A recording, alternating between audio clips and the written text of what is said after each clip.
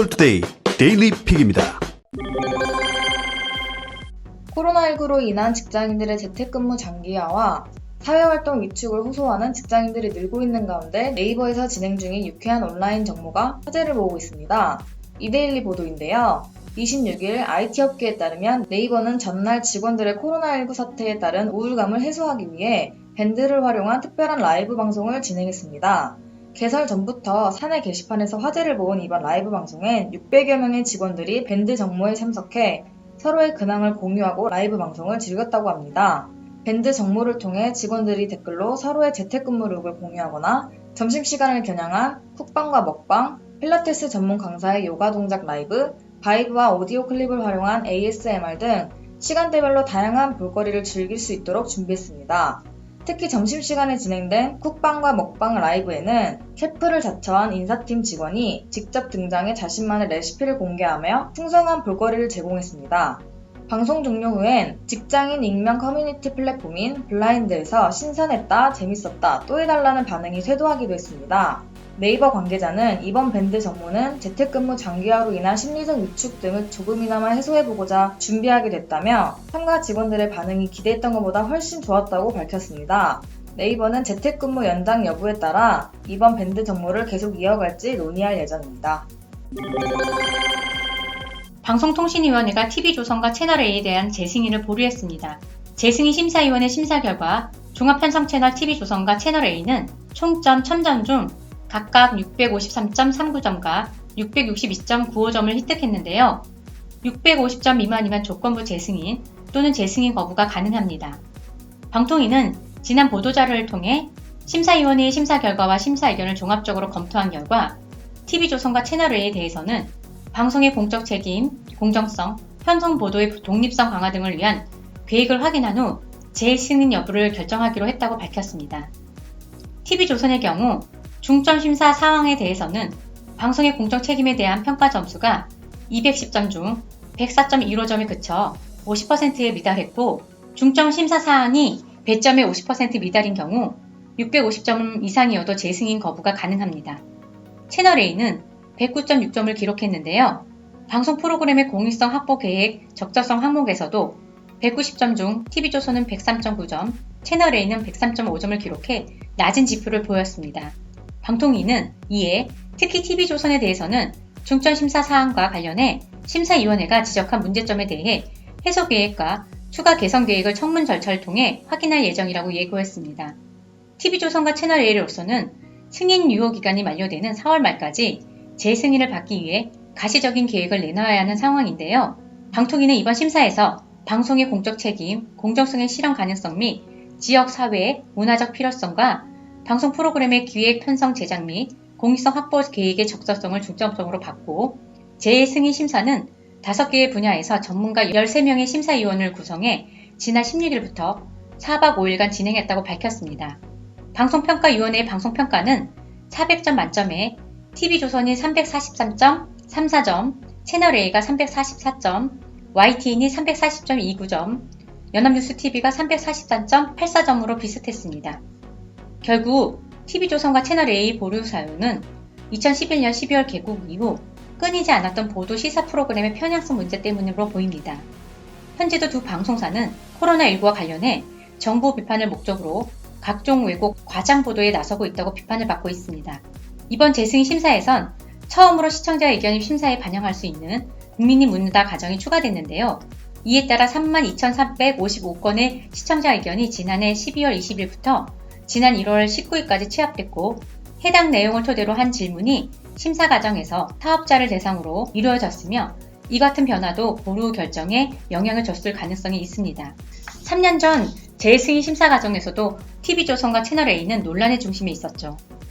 황교안 대통령 권한대행 국면이었던 2017년 3월 재승인 심사 당시 TV조선은 심사 합격선인 650점에 미달해 탈락이 가능했으나 조건부 재승인을 받으며 봐주기 심사라는 비판이 제기됐었고 채널A도 660점대로 겨우 재승인을 받았습니다. 한편 함께 심사를 받았던 보도 전문 채널 YTN과 연합뉴스TV는 이날 재승인을 받았는데요. 총점 1000점 중 YTN은 654.01점, 연합뉴스TV는 657.37점을 기록했으며 승인 유효 기간은 4월 1일부터 2024년 3월 31일까지 4년간입니다. 카카오의 신임 사회이사에 90년대생 여성이 선임됐습니다. 한국일보는 국내 대기업 사회이사진 중 최연소로 젊은 조직을 표방하는 카카오의 전략적인 선택으로 보인다고 보도했는데요. 카카오는 25일 제주 카카오 본사에서 진행된 정기주주총회에서 여민수 조수용 대표와 김범수 의장, 사내이사 재선임 및 신규 사회이사 선임 안건 등을 의결했죠. 이날 카카오는 신규 사회이사로 윤석 전 삼성액티브 자산운용 대표이사와 최세정 고려대 미디어학부 교수, 박세롬 성신여대 융합보안공학과 조교수를 선임했습니다. 이 중 박세롬 조교수는 1990년 2월생으로 만 30세에 불과한데요. 역대 국내 대기업 사회이사 중 1990년대생은 박 조교수가 유일한 것으로 알려졌습니다.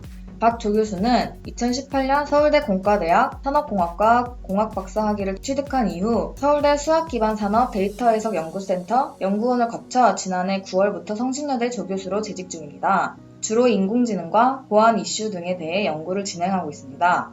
카카오 관계자는 박 조교수는 정보보호와 정보통신, 컴퓨터 공학적 지식과 실무 능력을 갖춘 전문 인력으로 평가받고 있다며 산업 전반의 관점을 모두 고려한 실무적인 조언을 해줄 수 있을 것으로 보고 있다고 설명했습니다. 이 밖에 사회이사로 새롭게 선임된 윤석 전 대표이사는 금융시장에서의 높은 경험과 지식을 활용해 카카오의 전반적인 사업 방향과 재무 사항에 대해 조언을 해줄 수 있을 것으로 기대되고 있습니다. 한국광고홍보학회 편집위원장을 겸임 중인 최세정 교수는 카카오의 광고와 커머스 등 주요 산업에 대한 조언을 담당하게 됩니다. 유일하게 사회이사직을 연임하게 된 조규진 서울대 기계항공학부 교수의 경우 소프트 로봇 분야 권위자로 카카오의 첨단 기술 분야에 대한 조언을 맡고 있습니다. 코로나19로 마스크 착용이 의무화돼 가는 상황에서 마스크를 제대로 쓰지 않으면 회사 출입 게이트가 열리지 않는 서비스가 나왔습니다. LG CNS는 서울 마곡 본사 출입 게이트에 적용된 인공지능 얼굴 인식 출입 통제 서비스를 업그레이드했다고 밝혔는데요. LG CNS는 지난달 마스크나 안경을 쓰더라도 인공지능이 직원 신분을 판독해 0.3초 만에 출입 게이트를 열어주는 시스템을 도입했었는데요. 이를 한 단계 더 발전시켰습니다.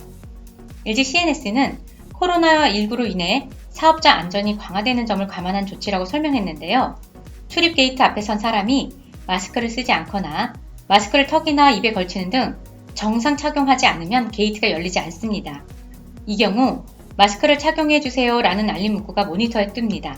또 열감지 기능이 추가돼 37.3도를 넘어설 경우 출입문이 열리지 않습니다. LG CNS는 해당 기술을 원하는 업체와 LG그룹사 등의 학대 적용을 고려하고 있다고 밝혔습니다. N번방의 운영자 각각이 올해 초 박사방에 들어와 교류한 사실이 확인됐습니다. 지난해 N번방에 대한 본격적인 보도 이후에도 다시 등장해 자신의 건재함을 회원들에게 알린 셈이죠. 경찰은 박사 조주빈을 잡는 데 이어 각각의 IP를 특정하고 체포망을 좁혀가고 있습니다. 26일 뉴스원 취재에 의하면 N번방의 각각은 지난 1월 돌연 박사방에 들어와 일명 노예 영상들을 공유한 후 박사와 공개적으로 대화를 나누었습니다. 각각은 N번방을 운영하다 2019년 6월 돌연 잠적했고 이후 조씨의 박사방 등이 만들어졌는데요. 현재 박사 조주빈은 검찰에 구속 통치됐고 각각은 경찰이 추적 중입니다. 다수의 목격자들에 따르면 각각은 박사방에 들어온 후 언론 보도를 보고 왔다며 다수의 유출 영상을 채팅방에 뿌렸습니다. 각각은 당시 나는 재미로 한다, 난 절대 안 잡힐 것이라고 말을 한 후 박사와 공개 대화를 나누다가 잠적했습니다. 지난해 11월 한겨레와 올해 1월 SBS 궁금한 이야기 Y에서는 N번방과 관련된 보도를 한 바 있죠. 당시 이를 목격한 A씨는 박사방에서 자기네들 둘이서 대화를 하는 것을 봤다며 박사는 돈을 목적으로 입장료를 판다면서 각각은 자신은 그렇지 않다는 식으로 말했다고 기억했습니다. 목격자 B씨는 각각이 박사 보고 너 옛날에 나한테 피싱을 배우겠다는 사람 맞냐고 했고 네 노예는 돈이 되는 걸 해라 라고 말했다며 언쟁했다고 말했습니다. B씨는 각각이 자기는 절대 안 잡힌다고 박사에게 말했다며 돈도 노예들에게 소고비를 줬고 박사는 돈이 되는 것을 한다고 말한 것을 기억한다고 밝혔습니다. 아울러 박사 또한 경찰에 검거되기 하루 전까지 텔레그램 박사방에서 활동한 것으로 알려졌는데요.